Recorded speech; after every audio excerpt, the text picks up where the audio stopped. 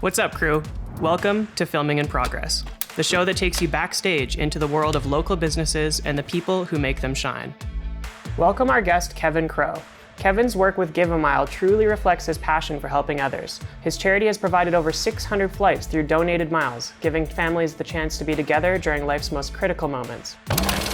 Kevin, how you doing, man? I'm doing awesome. That's awesome. Thanks for being here. Yeah, thanks for having me.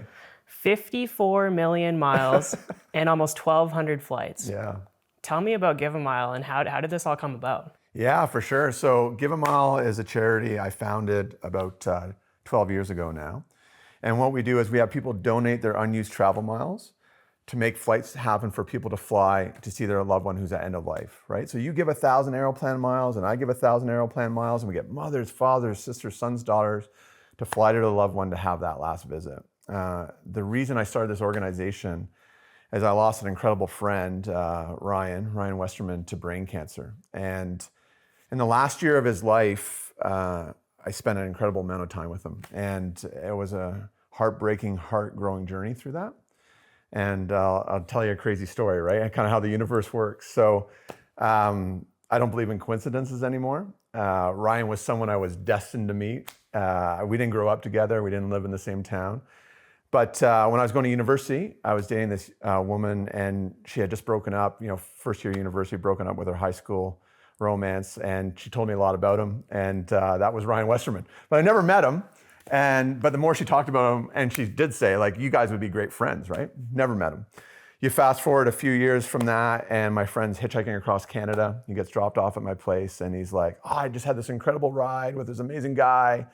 You guys would absolutely be amazing friends. Sure enough, it's Ryan. Don't meet him, right? Fast forward several years from that, and I'm working at a company called Longview. It's a company I still work at. And at that time, I think we had grown to about 30 or 40 people, and we had to get our first HR manager and hired her just before Christmas. So I went to introduce myself and said, hey, what are you doing for Christmas? And she said, oh, I'm going back to Regina. And I said, oh, I know some people from Regina. She's like, who? I mentioned this woman that I dated, and her eyes got really big, and she's like, my husband's Ryan Westerman. So not only does Ryan wife work at the same company as me, but he ends up living just down the road kind of thing. And so I told her the story, so I had to meet him, and we became some amazing friends. And we were both at the same stage of life, right? Like young kids, recently married, our careers were doing really well. And so just someone you could really lean on, right? Have beers together, campfires, and just somebody to support you, and incredible friendship. But if I fast forward a few years down the road, where it pivots is, Ryan had brain cancer in his early 20s. They felt that it had been dealt with, but we find out it's coming back, roaring back. And he ends up in the hospital after a major seizure. And, I want to go see him, and it's a big snow day, there's a big blizzard, and my wife Han's like, just wait, go see him in the morning, the roads are closed. And so sure enough, first thing in the morning, I go down to the hospital, and I realized typical my organizational skills, I didn't realize what room he was in or where he was. I just knew he was in emergency. And I walk into emergency, and I pull back, the first curtain I pull back, and it's Ryan. And I think I showed up at probably the perfect moment. His wife and son, who was 4 at the time, they had just left, and so he was kind of by himself. And you can tell it was a very emotional moment, and probably reflecting on everything that was happening. And we had what I'll say is the deepest, most meaningful conversation of my life.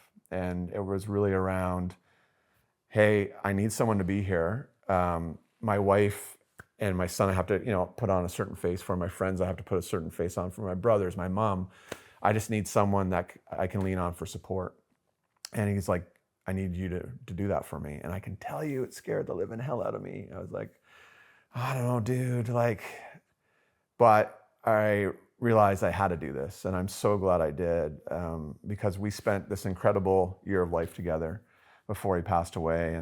And I would say this to many people.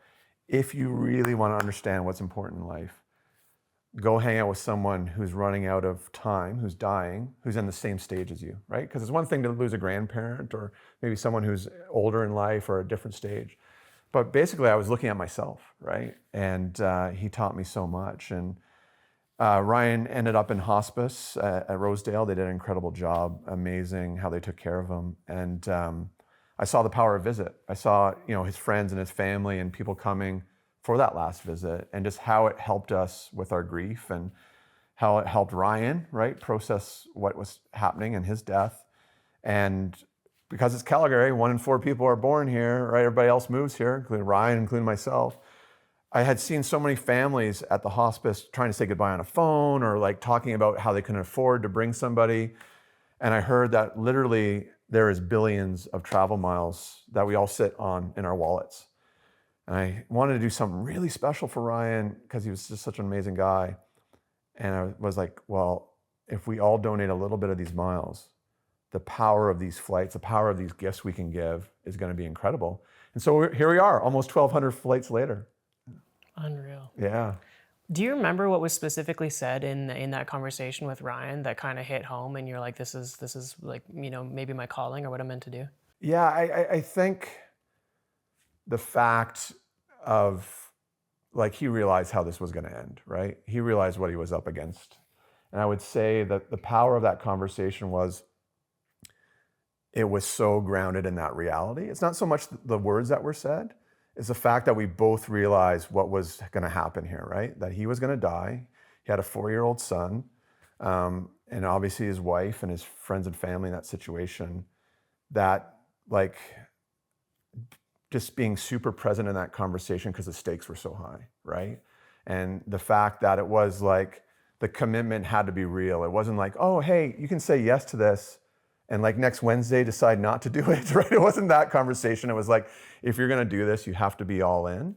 And I do think the fact that his emotion, like the need for someone to be in that corner, was so important too, right? And so I think that's what made it so meaningful and so powerful of a conversation, right? Like, it was like the intensity of the moment. It was life and death, what we were talking about, right? It wasn't, the stakes were very high. Yeah.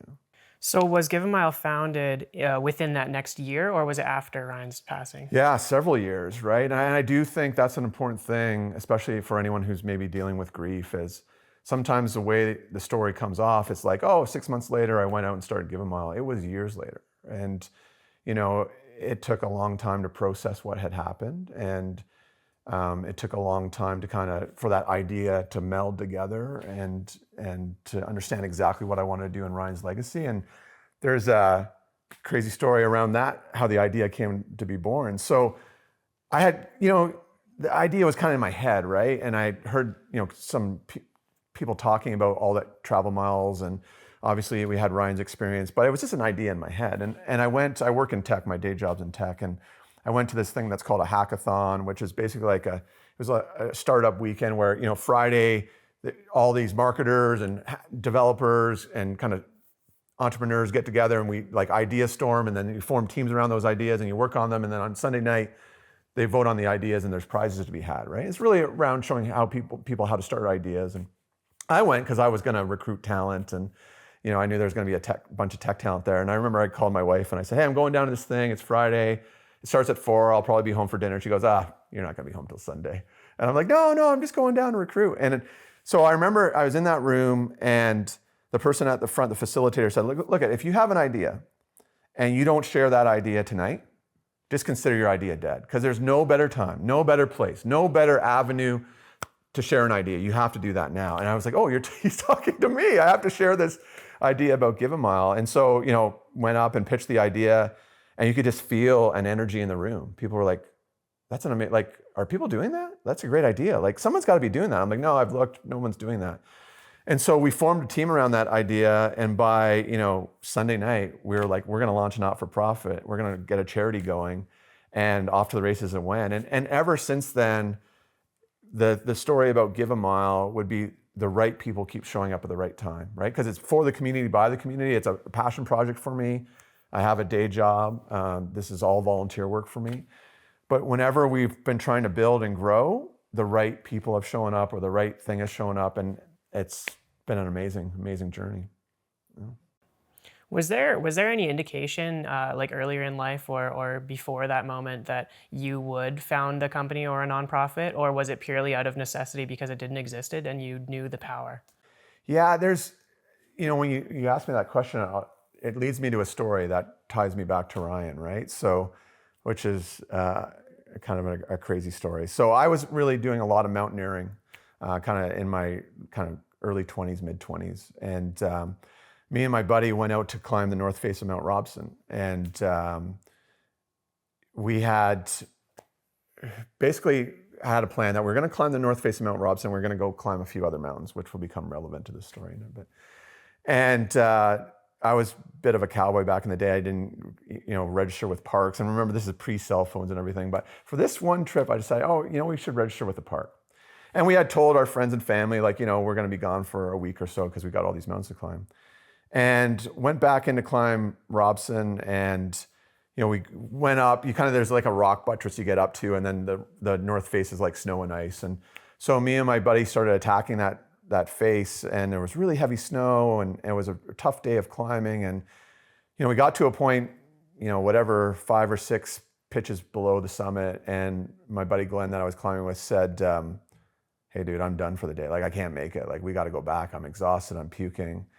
And in my youthful arrogance, I had never thought of having to retreat off the north face. So we didn't have enough mountaineering gear just to basically rappel down from there. And so what we had to do is, I said, look, what I'll do is I'll lower you down. You set up an anchor, I'll down climb to you. And then when we get close enough where we can leave our rappelling gear, we'll start rappelling off the north face.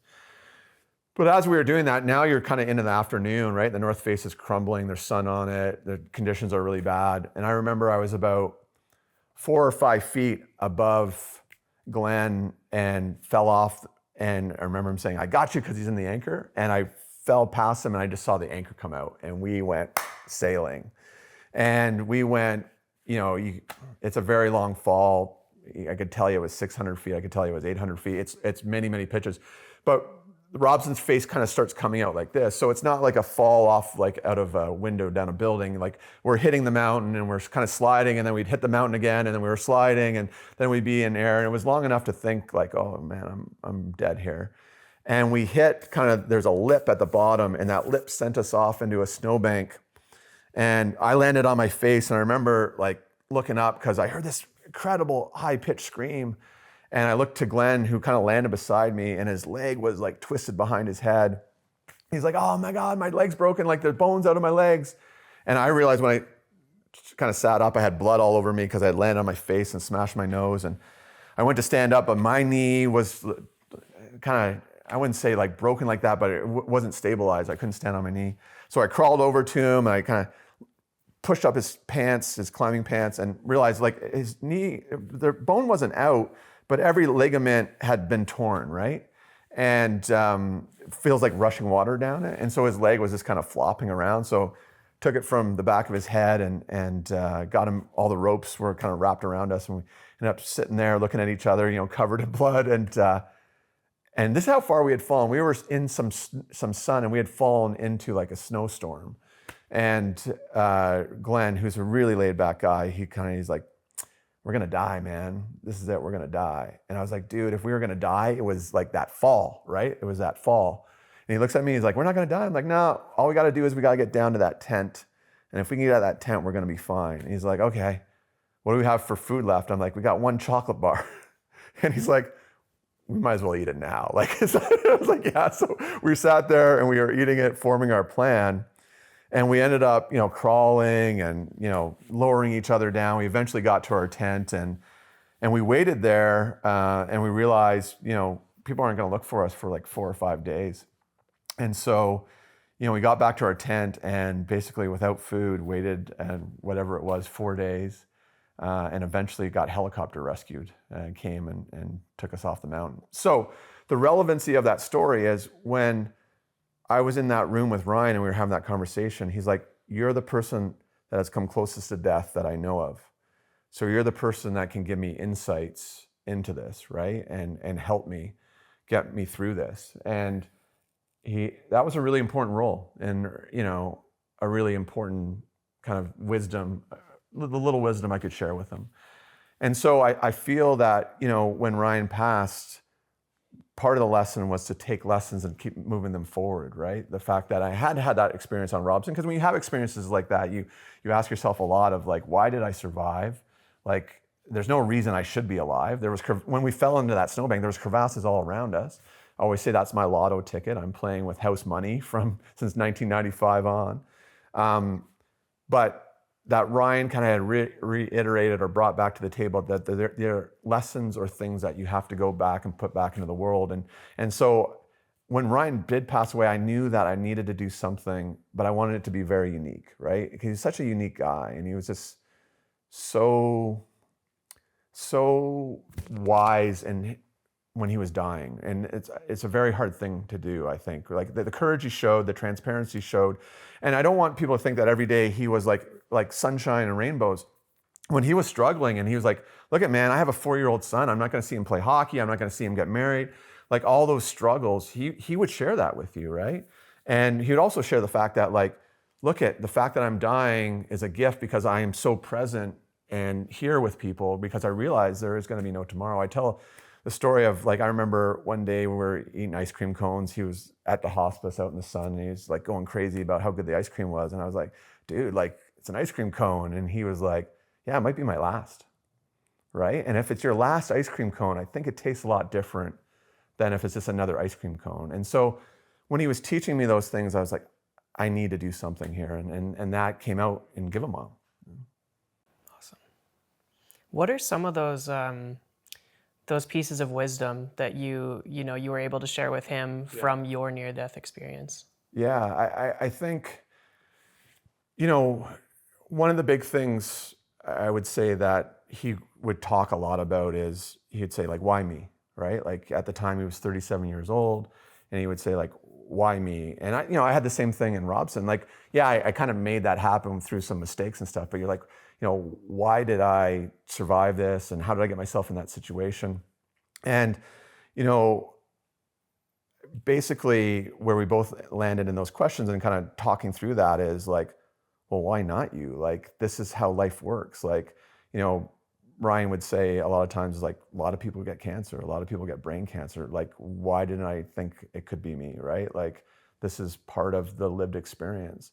And I also think, one of the things that we talked a lot about was just like the humility of life, right? Like, I feel how I got myself in that much trouble on Robson is there was a bunch of arrogance and hubris as a guy in his mid-20s that was climbing mountains and like getting summits and kind of, push myself into places versus a humility of accepting things. And I remember this powerful moment I had with Ryan. So, as things were happening, his eyesight was deteriorating and he was on steroids, which made him put weight on. And, he was walking with a cane and we both used to work downtown, power suiting it up. And he came down the one day because my sister's an eye doctor downtown. He was getting his eyes checked. He was walking with his cane and, he was moving very slowly. And we were in the plus 15 at like a food court and we were just chatting. And he said, a year ago or so, I would have been ashamed to come downtown looking like this. And he goes, I am ashamed of that person who would have been ashamed, right? Like, I have learned so much, I've grown so much, I've come to this place of humility and acceptance. And I think, the Robson experience helped me kind of share that with him, right? Like when you have big screw ups, you have to accept them and you have to learn from them. That's all you can kind of do. And he was seeing it as a giant learning lesson of becoming a better person through it, When you decided to start, those several years later or whatever, it seems like everything moved very quickly after that. Yeah. So what was the nudge? Was it just the fact that you had just had to get up on that stage and share the thought? Yeah, I think like anything, once you put it out into the world, right, and people grab hold of it, it's in some ways it's no longer my idea, right? And I always say, lots of people have lots of great ideas. Like ideas come and go. It's the execution of those ideas. And so the people that rallied around that idea at the beginning were the key things. And there's a great TED Talk video of talking about like movements, and there's a crazy guy dancing, and they said the important thing of that movement is the second guy that comes and dances with them, and then all of a sudden the third person and the crowd comes. And so that's kind of what happened that weekend, right? Is when I put it out there, that idea got taken over by the community and started propelling forward by the community. And I couldn't I remember having this conversation with some of those early people as we were building it, and I was like, oh, we're going to build a website, we're going to do this. And they're like, oh no, you got to go give a flight away. Like, that's the first thing you got to do. I was like, well, we're not kind of ready for that. And they're like, no, that's what you want to do. That's what you got to go do. And it was really interesting because one of the interesting angles I hadn't thought about was try to go give something away for free, especially to people that obviously there's a lot of sensitivity and emotion, right? I had to go to social workers and hospices and say, hey, I want to give a flight to somebody. And they had to trust me enough to go into a family to say, hey, there's this organization that wants to give you a flight. And so to get those first people, the first social workers and hospice workers on board was huge. And that's what we did. We gave a flight away. And once that happened and you saw the power of the flight and what it meant to the family, it was like, oh, we've got to do thousands of these, right? And so it really was, putting that idea. And the one thing I learned from that, and especially around creativity, you see a lot is it's very hard to put ideas out because they're never as perfect as you have them in your head or like how you think about them, right? Because you put them out and they'll have a little ugliness to them and they're not going to be perfect and they got these kind of rough edges to them and, how do we give the flight away? And we're stumbling a little bit.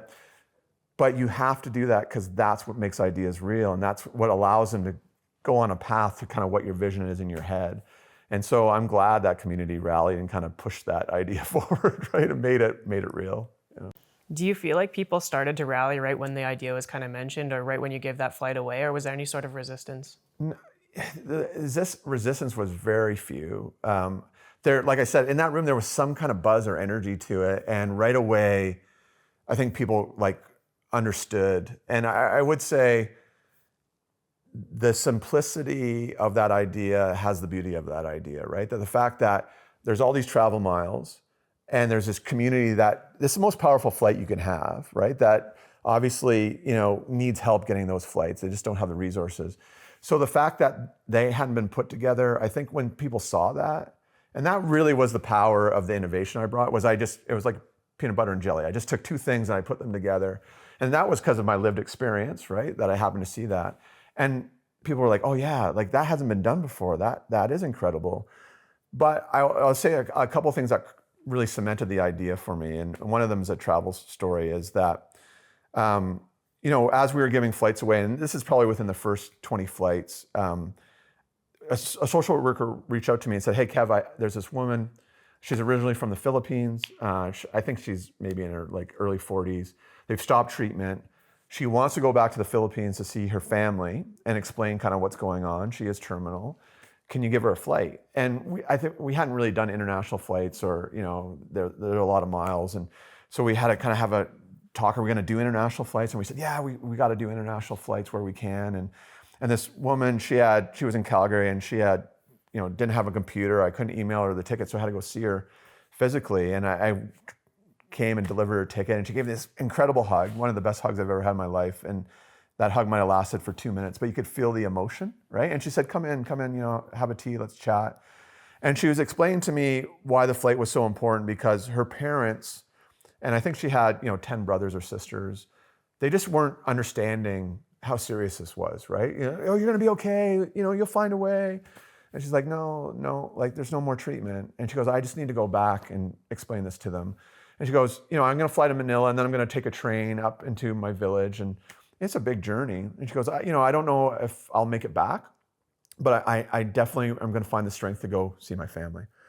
And so she did, she made it and she had an amazing visit. And then I think 2 or 3 weeks later, she passed away. And the social worker reached out to me, and this is the only time I've done it. She's like, do you wanna go to the funeral? And I was like, yeah, I wanna go to the funeral. We had this incredible bond, right? And it's obviously local.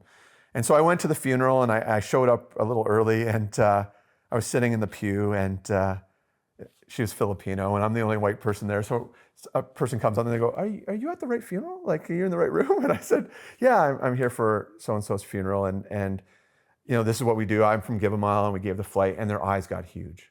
And they said, you got to come meet the family. The family wants to say thank you. And so I had an incredible visit. Like, she had 2 daughters and that were older, right? And a bunch of family around, and just the sense of gratitude they had. You're just like, okay, this is important.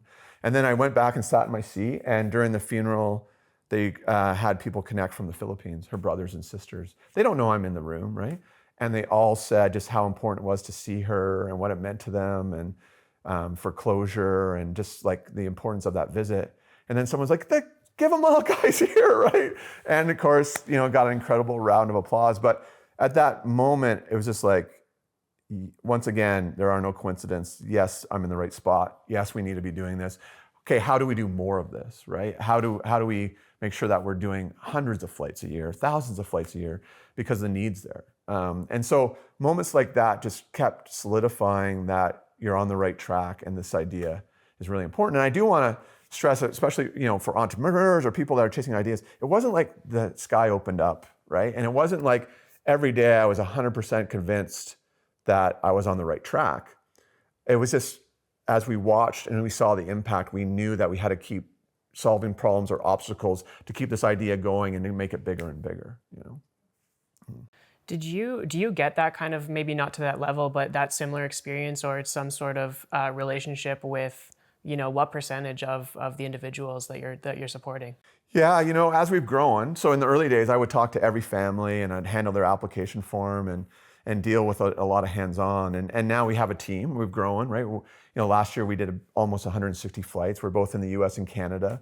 And so we have an incredible team member that handles all the flights, families, gets them through their applications and walks them through the process. And then we have somebody that books their flights. And so I occasionally bump into families now, right? And I read the stories, I see the stories, but personally talking to families doesn't happen as much. But I will say this, when I do talk to those families and when I do have a chance with those families, I always say thank you to them. And they always say, oh, why don't say thank you to us?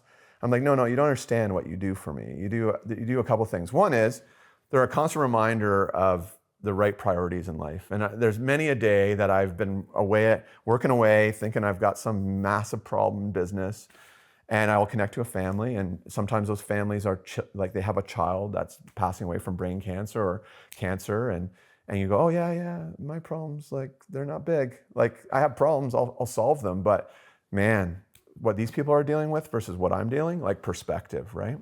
And the other thing is it keeps Ryan's memory alive, right? The legacy of Ryan. And so, we are in this together. And I really believe that, if I was in a situation, there'd be humanity helping me. And I've seen it, I've experienced it personally. And so I have an opportunity to help people. And so that's what I'm doing. And, I remember we had one flight we gave to a woman. She was flying to see family. And I think she was in her mid-30s. And one of our volunteers called up and gave her the flight. And the volunteer said, he goes, one of the most powerful phone calls I've ever had. First, she was like so happy and grateful.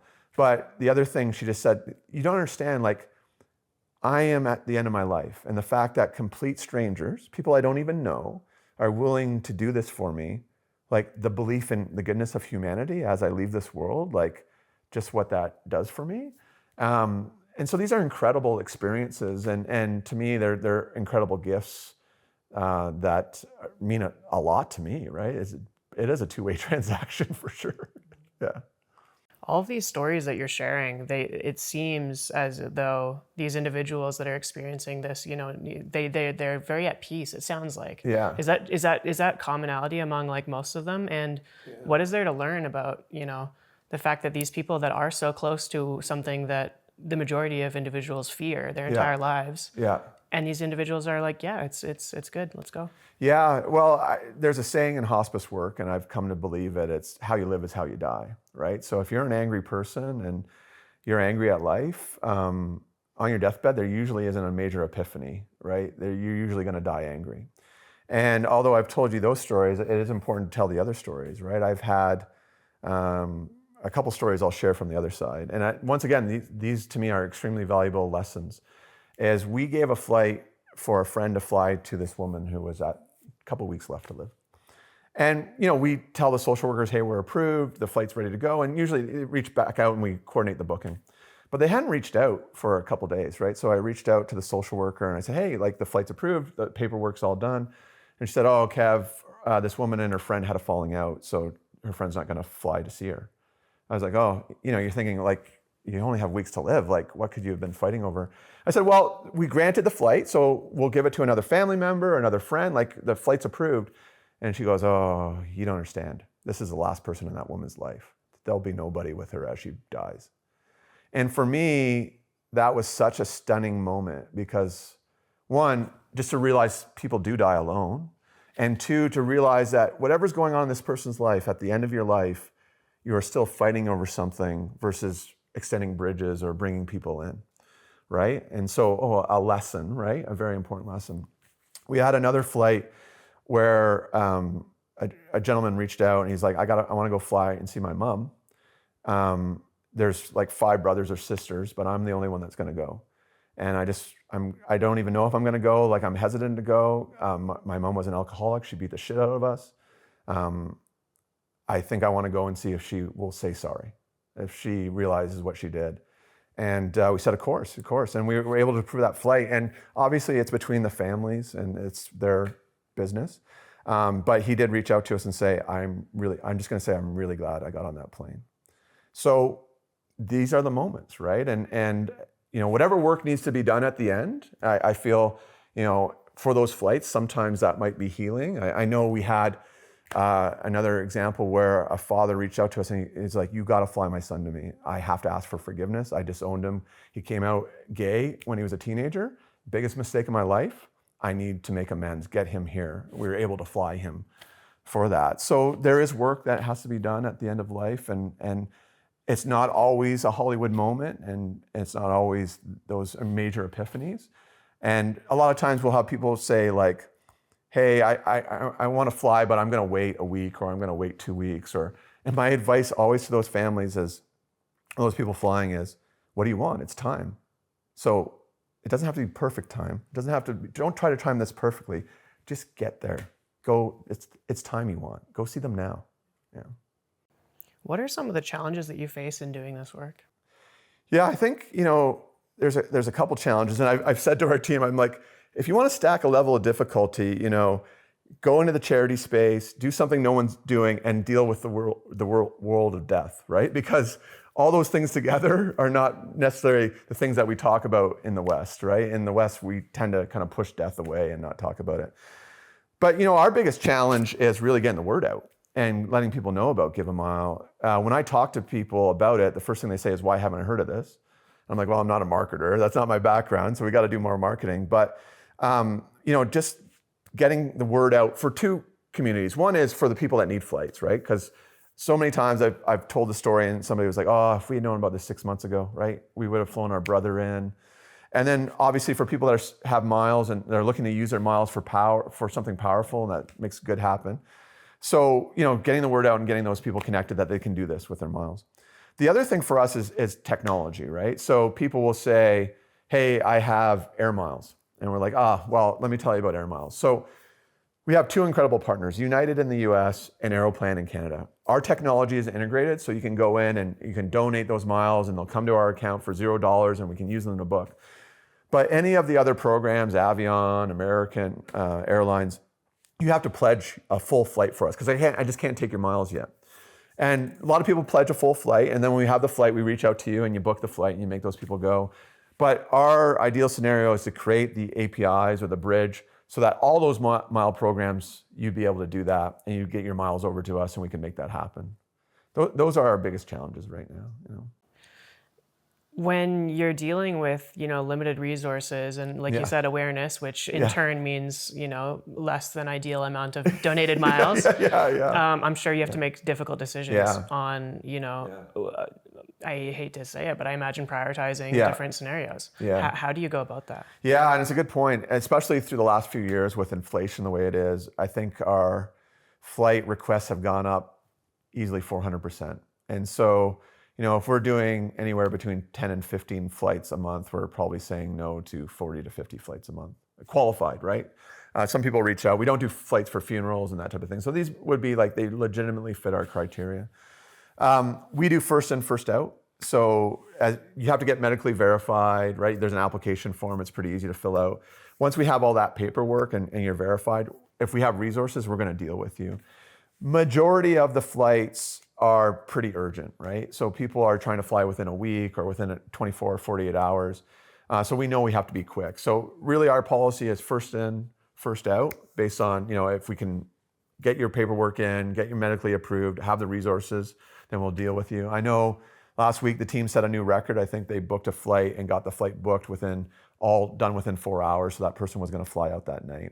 A lot of times it's the next day, but there are tough decisions here. And unfortunately, I think this is for anyone that's working on ideas and any entrepreneur, is for as much of the hero work, and I get awesome compliments and families will say you're an angel and thank you for what you've done. There's a bunch of families that I have let down, right? And that comes with what you're doing. And I take that serious, and people say, oh yeah, but you're doing great work. Yeah, no, I want to lead this so that we can fulfill these families' flights. And so that's the challenge, and that's what we've got to step up to. And so there's a bunch of families that absolutely we've not been able to fulfill their flights. And they always say, where do I go to next? And unfortunately, there is no one else in this space, right? So, we'll say, maybe reach out to a church group or a community group like a Lions group or something like that. But when we say no, we know they're probably not going to see that family member. So we take that very, very seriously, We talk a lot on this show about the challenges of being a founder. Yeah. And one of those is, taking responsibility for everything that you do, but also your business does, and more importantly, can't do. Yeah. How do you personally go about dealing with those challenges of that? That's a lot of weight on your shoulders when you have to say no to somebody who is deserving. Yeah. I think you have to, there's certain containers you have to put in things, right? And I'm reminded of the story of the kid who's, the tide's out and there's starfish on the beach and he's throwing the starfish into the water, and this old man walks by and he's like, this is useless. What you're doing is a waste of time. You're not making any help happen. He's like, well, I just help that starfish, right? I just helped that starfish. So it's like one at a time, right? And so you have to focus on the fact that, like, look, I am creating impact. I am helping, and build on success, right? So, last year we gave 150 something flights away. This year, let's do 160, and then let's do 170. So I do think that, you have to build on success, but you have to be brutally honest with yourself, and not in a way to kind of beat yourself up. That nothing comes out of that, right? But you have to say, okay, where am I failing? Where are the gaps? What are the things that are not working well? And to me, the most powerful thing there is a sense of curiosity, right? And when I talk to my team, I will say, we want to be like really curious about our failures, and not like beating ourselves up, but like, okay, why can't we give another 100 flights away out of the year, right? What would it take? What would we have to do? What do we need? And so that you're leaning in them, trying to solve them as riddles. And I'll say they're Scooby-Doo riddles, right? They're like mysteries. And that's, I think, the way to approach them versus giving yourself a major ulcer. Now, saying that, I've given myself ulcers, and there's nights I've cried, and there's nights I feel like a massive failure for families. And I know my team carries that weight as well. But that's part of the work, right? And if you're gonna have those moments of being the hero and being seen as the angel, let me tell you, you're gonna have those moments where you are the failure. That's just the balance of life, and you have to put them in the right context. You've mentioned that you also have a day job where you work in tech. Yeah. And a lot of people will know, you're also huge in the outdoor scene and endurance sport and that sort of thing. I'm curious, what are some synergies between all of these things that you choose to spend your time on, and how do you take a learning from one side and apply it over here and across your entire kind of portfolio of what you do? Yeah, for sure. Yeah, I like, to me, I talk about living deliberately, and one of the ways to live deliberately is use design thinking, which is big in tech, right? Deliberately designing. And so I think about designing my life, and a lot of that comes from Ryan and the Ryan experience. And so I think of key pillars. So one is, do something you love that pays the bills, right? That's just fact of life. And I work at Longview. I've been there 24 years, and I think I was employee number 10-ish, and we're up to about 1,300 people. And so it's been an incredible journey of experiences and learning, and like just a really fun ride with its ups and downs as anything. But that's, my job. And then, hey, if you're in a spot, do something you love that gives back, and that's give a mile. And then I say, do something you love that keeps you in shape, and that's endurance, big, crazy endurance adventure races. And then the last one for me is friends and family, right? You need a community, people around you that are cheering you on and that are supporting you and that have your back. And, none of this would be possible without an incredible wife. And, I got an amazing son, and I know they're my biggest cheerleaders. So designing deliberately, right? And then, there's a couple things, because I think sometimes people think that I have like these hard design boxes to those things. All those things play off each other, right? So one of the things I love about big endurance events is I go for long runs, long power hikes. And what a great time to problem solve, right? If you're out, on this Saturday, I'll probably be out for 5 or 6 hours. I will maybe put some ideas in my head or plant some problems in my head and go out for 5 or 6 hours and kind of process that. And, one of the things about big, long endurance things is your ego kind of gets stripped away, right? Because, you can be a big, tough guy for maybe a few hours, but eventually you're going to feel fatigue and pain and tiredness. And that's going to kind of open you up for ideas and brainstorming and ideation and crazy epiphanies. And so that plays a really important role. And I think just obviously keeping yourself in shape helps you with your energy on a daily basis, right?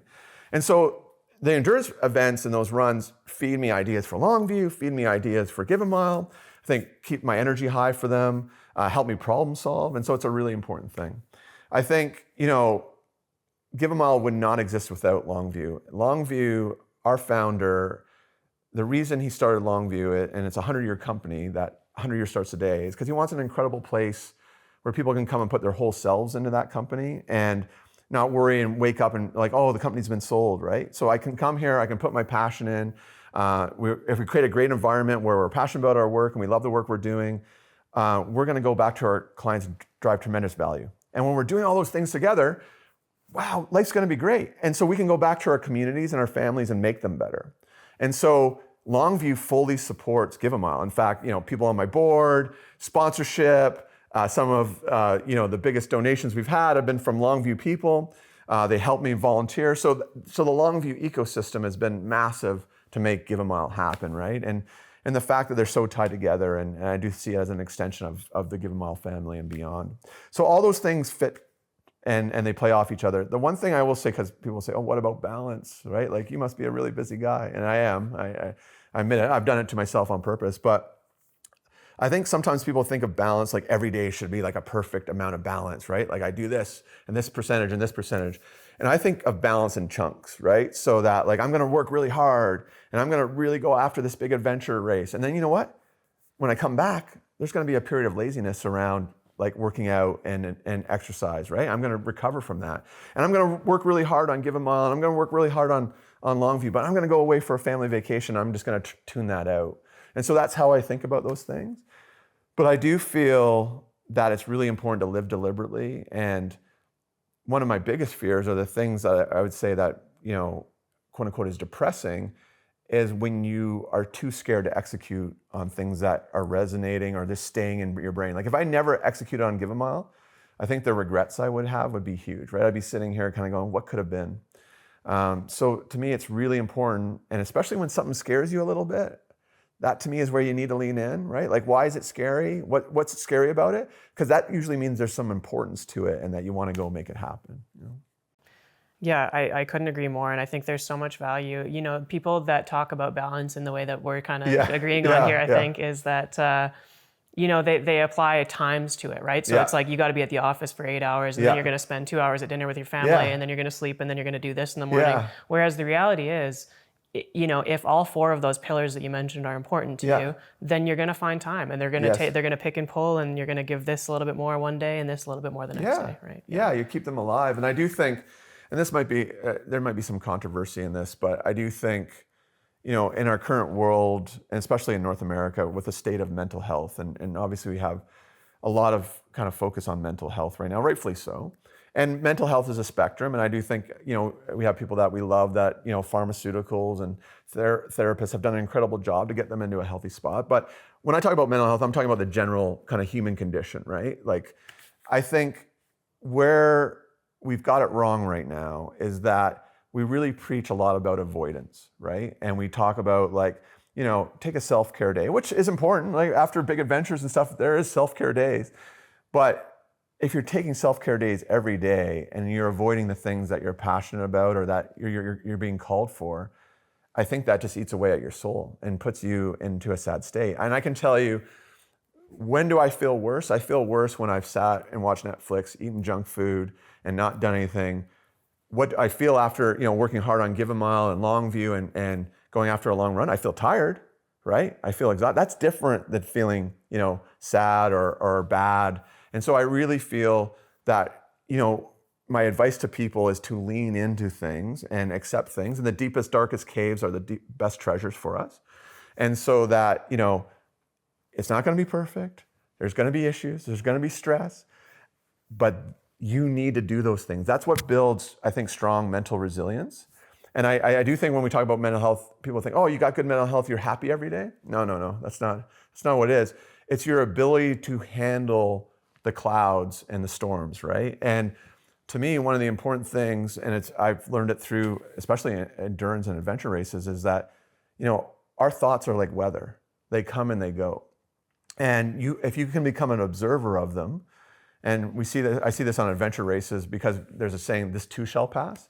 And like when you're really down in the dumps and you feel like I can't make it any further and the race is over, give it 20 minutes. You'll probably have different ideas. Give it an hour, maybe 2 hours, but you'll have different ideas. But the same thing is when you're feeling like you're going to run forever and you can run through a wall, guess what? Give it a couple hours, it's probably going to change. So if you can get yourself to be an observer of that weather and understand that, this is just a thought, this is an idea, it's coming and it will go. And isn't that interesting that I'm trying to be sad with myself today? Why is that? Why do I want to be sad with myself? Oh, let's just examine that a little bit. Well, let it go, it's weather. I think these are the important things that I would recommend, and the lessons I've learned especially from big adventure races for people, I think that's so important, and it's so funny. My business partner Claude and I were having a conversation earlier today about this exact idea, which is, a lot of people that don't maybe, for whatever reason, aren't able to get out there and make them get comfortable being uncomfortable. Yeah. They lack a lot of, or maybe, are a little less in tune with what's possible. Yeah. And that affects every other avenue of life too, right? Yeah. Like it's the mental capacity and the ability to deal with hard things and be uncomfortable and push through that. Yeah, and whether that's you're a creator or you're writing or painting or whatever that is, that process, right? To me, is so important to overcome that resistance. There's a book, The War of Art, Stephen Pressfield, and he talks a lot about this. And to me, even though I don't consider myself an artist, I feel like I'm putting art out in the world, right? Through Give a Mile and through adventure races and the work I do at Longview. This is kind of my art, right? And so resistance is going to show up. And so how am I going to overcome that resistance? And how do I get good at overcoming that resistance? And part of that resistance is like the bullshit stories you tell yourself, right? Like I can tell you, and people don't believe this, I think, because I've done a bunch of adventure races, but most mornings I do not want to work out. When I wake up, right, I have to talk myself into it. Now, the thing I will say is because it's become such a habitual pattern for me that I wake up and I realize, the talk I'm going to tell myself is, hey, you ran really hard yesterday. You probably could use a rest day. You haven't had a rest day in a while. Why not take a rest day? And I almost look at that and laugh at it because this is the same thing we do every day, right? We tell ourselves this story. And I'm telling myself that story as I'm tying my running shoes. And then now I'm out running and all of a sudden the story disappears in 5 minutes. So really, the ability to overcome that resistance. And I think one of the worst things you can do is not give those gifts to the world, right? And, when I think about creativity, one of the things I was thinking about, and, I was reading about this, and there's kind of two ways to be a creative. One is you can just do things you love for yourself, right? And put it out there and see if the world is attracted to it. And maybe you don't care if the world's attracted to it or not, but, I'm going to live this or I'm going to create this and I like it. We'll see what happens. The other one is you can really understand like consumers and analytics and what people want and what maybe people need or what people are maybe missing and put it out and put it in that track. But there's so many ways to do this where you don't have to feel all the pressure on your shoulders. Just go give it a shot, right? Yeah. The best advice. Yeah. So tell me more about these adventure races and endurance things and that sort of thing. I know you have a big one coming up. Yeah, for sure. So, it once again kind of goes back to the Ryan situation and supporting him. And, one of the things as Ryan was passing away and was in hospice, is I would go run just to deal with emotion, right? I was kind of trapped emotion, and I would go for runs, and those runs were getting longer and longer. And I realized, like, one of the things is I wanted to run a marathon. It was kind of like a bucket list thing, right? And so I went and I ran a marathon, and I really want to say this with the right asterisk beside it. So when I ran that marathon, like I said, I'm never going to run again. I threw my shoes out, but I realized that I wanted something that was a little more of kind of a riddle to solve, right? So I could go download a marathon training kind of calendar, follow that training calendar, and get the marathon done. Anyone who's run a marathon, massive accomplishment. I'm not trying to downplay that. Huge, huge, huge. But what I wanted not to be able to do that. I wanted to like be able to have to figure something out, right? And so my friend was telling me about these ultra marathons, 100K, 100 milers, and I was like, oh, that sounds like that, right? Like at that time, you couldn't Google a training plan. There was very limited information. Ultras were just starting to take off. And so, I started running those. My first one I ran was 100K Lost Souls down here in Lethbridge. I ran the Canadian Death Race, which is up in Grand Cache, which is 125 kilometers over 3 mountains. And then I went and ran the Moab 240, which was 240 miles. It was the first year it was run, which is like a big circle through all the Moab parks. It was an incredible, incredible adventure. And then we've run like trails like the Grand Canyon and the West Coast Trail and the North Coast Trail and rock wall, all doing that with like within one day type of thing. And then I ran the Spine in the UK, which is from the kind of the center of England up to Scotland through the mountains in February. God awful weather, right? Crazy 100-kilometer-hour winds, constant rain, incredible. And then during COVID, started getting into long distance paddleboarding, and so got on our paddleboard. We paddled from here to Medicine Hat, and we did the Yukon River Quest, which is paddling from Whitehorse up to Dawson, and so done a bunch of paddleboarding. But I got the biggest one yet, right? And what I want to do is called the Yukon Montane Arctic Ultra, which is basically out of Whitehorse, 700 kilometers on foot, self-supported, pulling your little sled. Nobody's coming to help you. 700 kilometers basically up in the Arctic. And it's coming in February, and it's going to be the hardest one yet. And this is, once again, when I talk about resistance, I talk about kind of the things that scare you, and why do I want to do this? There's a couple reasons. I had a major health event a couple years ago. I was diagnosed with this thing called trigeminal neuralgia. And what it is it's basically you're getting electric shocks in your brain. So I was having major pain seizures. Some people say it's the most painful chronic disease you can have. Who's a person that had all the diseases? I don't know, but it's super painful. Unfortunately, a common term for it is called suicide disease, because it's just so hard to live with, and there are drugs and there are some surgeries, but it's very hard to treat. And so basically, it made me end up in a hospital bed, and I couldn't talk, I couldn't drink water, I couldn't eat, I barely could walk. If I walked and my head moved, I was getting shocks, and I thought my life was over, right? I thought this was it. Like, there's no way I'm doing adventure races. Like, I just literally want to get out of my bed and brush my teeth. And luckily, and I think a bunch of Ryan's inspiration, a bunch of my friends and family that were around me that were kind of, I would say, very, very strong belief that I was going to beat this. And I didn't have that belief. I was like, no, I think this is it. Like this, they're like, no, you can beat this. Through a lot of hard work, I'm off meds, I'm in remission. And as this window opened up, I'm like, I want to go do the thing that I've kind of been putting off that I was scared to do, right? And that's the 700 kilometers in the Yukon. And there's a couple reasons why I find it scary, right? One is that I'm going to be on my own most of the time, right? And a lot of the adventure races I've done, I have my amazing friend Johan that will come and we'll do it. Like, we'll race separately, but we do the event together. And so you have somebody that's going through the experience. Well, Yo can't make it for this race, so it's me. But most of that race, I'm going to be by myself. The fact that it's basically you have 12 days to kind of get to the finish line. So every day I'm going to have to maintain myself. There's no support. So I'm going to have to melt my own water, cook my own food, set up my own tent, maintain my body. That's a hard thing for me because I like to push hard and kind of blow up and like just kind of make it to the finish line. I can't do that. I have to every day maintain myself. Obviously the weather, right? I mean, it's probably going to be minus 40 at times and through those conditions. And so all those things are things that have given me resistance that I'm going to overcome. And the thing I'm doing this year that we haven't done in the past is we're going to tie it to Give a Mile, and we're going to raise a bunch of funds for flights for this as well. So the fact that, the charity is depending on me, people are depending on me for flights, these are things, this is the resistance, this is the things that I want to overcome. So I've got this scary, excited feeling going on right now as February comes. Have you started training yet? Yeah, oh yeah, training has started. I usually train about 8 months. You build up, and what I do is kind of build up mileage over 3 weeks.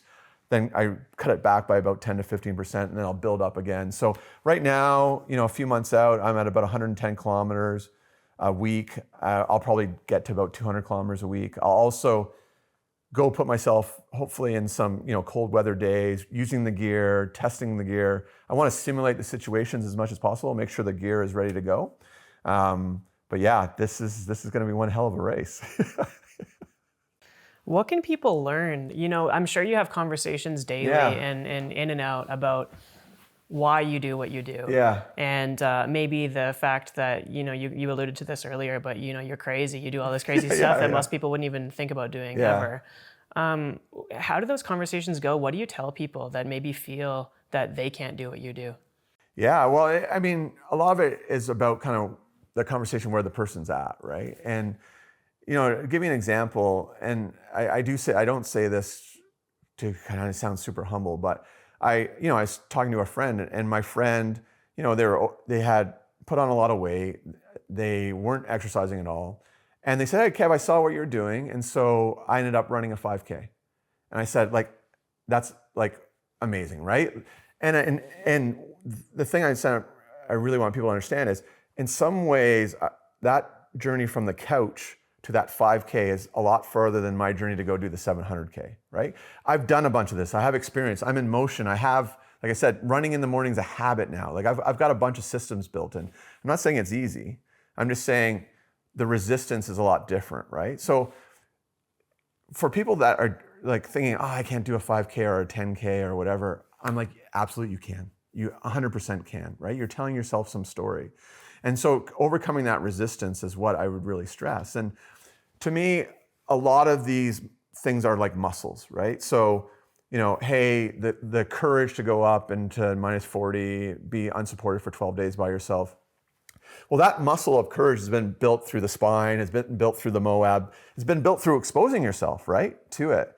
And that's why I say, trying to avoid things, to me, is not the path to a good mental health, to a life well lived. We have to expose ourselves. You don't have to do the 700K, don't get me wrong, but you have to expose yourself and build those muscles. And so a lot of the conversations I have with people when we get into the in-depth of it is really about the fact that I am not superhuman. There is nothing I can tell you. And I know when I hear other people say that on podcasts, I was just listening to a guy that set the record for going across Antarctica. He said the same thing. I'm thinking, oh no, you're an incredible athlete. No, it's really about setting intent and then putting your energy into that intent, right? So that I'm not a superhuman person. The things I do, you could absolutely do if you set your mind to it. You can do the things that you are resisting right now and set your mind to it. And by the way, when you do them, and this is the lesson I take from the big adventure races, is when you do them, it's an incredible feeling. You feel so good about yourself. You feel so proud of yourself. You also build these muscles that can take on life, right? When I did the Moab 240, which was, I think it took me about 4 days to do 240 miles. And I got back home and I remember no sleep for 4 days, crazy weather conditions. I remember I get to sleep in a bed with a blanket? Oh, I could walk down in the fridge and just pull out some milk and cereal? Oh, I can drive to work? Oh, at work, what the problem is someone's gonna complain about something? This doesn't feel that bad, right? I've just exposed myself to these really crazy life and death scenarios. So these don't feel that bad. I remember a funny story. There was a big thunderstorm that came through in the summer, and I had just been paddleboarding for a few days and came in. And so I'm lying in my bed and the thunder and lightning's going crazy. And my wife's like, oh my God, this is a crazy storm. And I'm just lying in bed thinking, wow, this is amazing. I'm in a warm bed. I got a roof over my head. Normally I'd be on the side of a river for this, and just how safe I felt. So those types of exposures I think are really important. And the thing I want to stress is that going and doing the thing with resistance is really important. We actually build ourselves and we make ourselves stronger through suffering, like controlled suffering. And there's this concept Nassim Taleb has, is an incredible author. It was really about anti-fragility, right? Things are made stronger by being exposed to things, right? So as long as it's not a massive force that's going to break you, but by being exposed to things over and over again, you get stronger.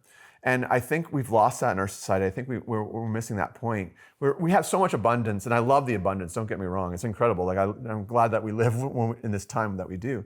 But you have to manage abundance. And I think part of that is putting yourself in places that you will be exposed to, that will build some anti-fragility for you, you know?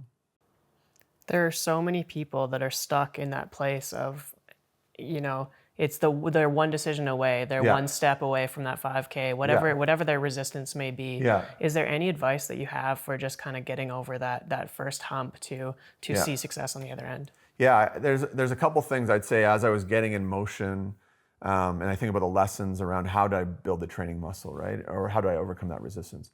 The first thing is you have to start telling your story of all the reasons why you will do it, right? Because you're going to have a story build of reasons you can't. Oh, I got the kids and I'm tired tonight, and I worked really late and I'm tired tonight, but I'll do it tomorrow. You have to. Don't try to deny those stories. It's like the white elephant, right? If I tell you a white elephant, you're going to think about it. So those stories, like they exist, but now you have to, every time that story, you're going to tell a story of, well, I'm going to do this because I do what I say I'm going to do. I'm going to do this because in grade 8, I won the track and field championship. I'm going to do this because my friend doesn't think I can do it, and so I'm going to go do it, right? So you have to counteract those stories. The other thing I'd say is start to create an anchor. So when I first started working out, like for the marathon stuff, I said every night I am going to fill my workout bag and I'm going to put it on the doorknob. So when I walk out of this house, I either take that bag or I have to purposely remove that bag, right? And so that just became my anchor. And so every night, and I miss some nights. You build these habits, right? So I miss some nights, but I'd be like, oh no, tomorrow night you put it back on the door knob and you go out the door. So that created some anchors for me. And I say this to people is what tends to happen is people will miss a day or they'll miss 2 days and they'll just give up. They're like, oh, I can't do this. It's like, no, you missed a couple days. When you fall off the path, you just get back on the path. That's fine, right?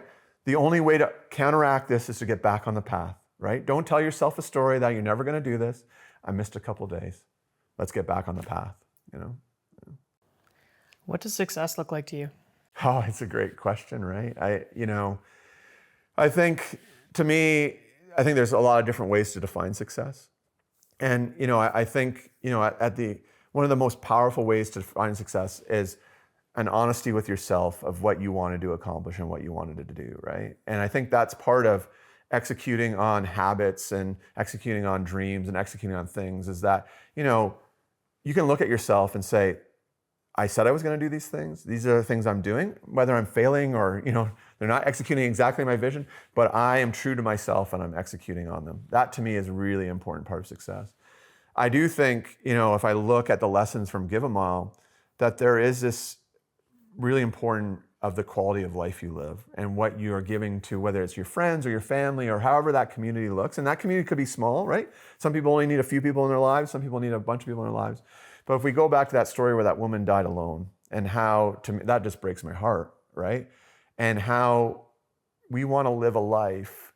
And I'll give you an example of the opposite end of that. I was volunteering at hospice when I was starting Give a Mile because I wanted to work with the hospices and understand how they kind of did their business. And I remember there was this man, he was at his end of his life. He was in the hospice room. His wife is beside him, holding his hand, talking to him.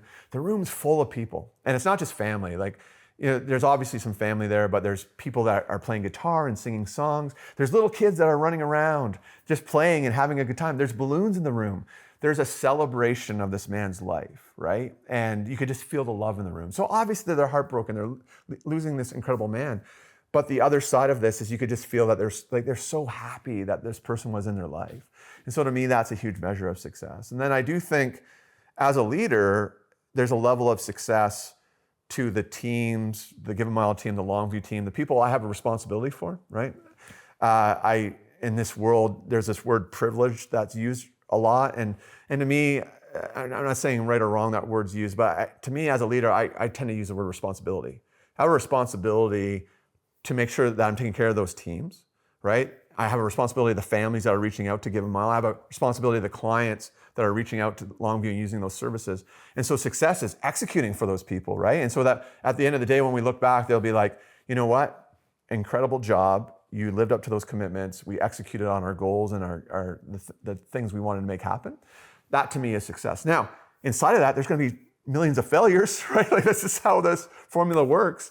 And so you're going to have failures, and the path to success is not a straight line. It's like this, but at the end of the day, that's where you want to end up, you know? I think that might be one of the best answers to that question we've had so far. No disrespect to anybody else that you've had on, but Kevin, where can we send people to follow along the next steps of your journey? Yeah, for sure. So if you want to follow Give a Mile, giveamile.org is our website. Give a Mile on Instagram, right? We also have a Facebook page.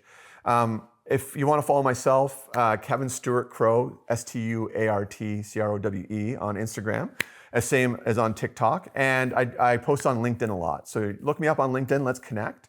And love to have more people in the community. Awesome. Dude, this was incredible. Thank you so much for your time today. Thank you for sharing your experiences and your insights and everything in between. It's there's so much value derived from this. So. I appreciate it. I love to share the story and love to share lessons from this crazy adventure called life. And so really appreciate you having me on the podcast.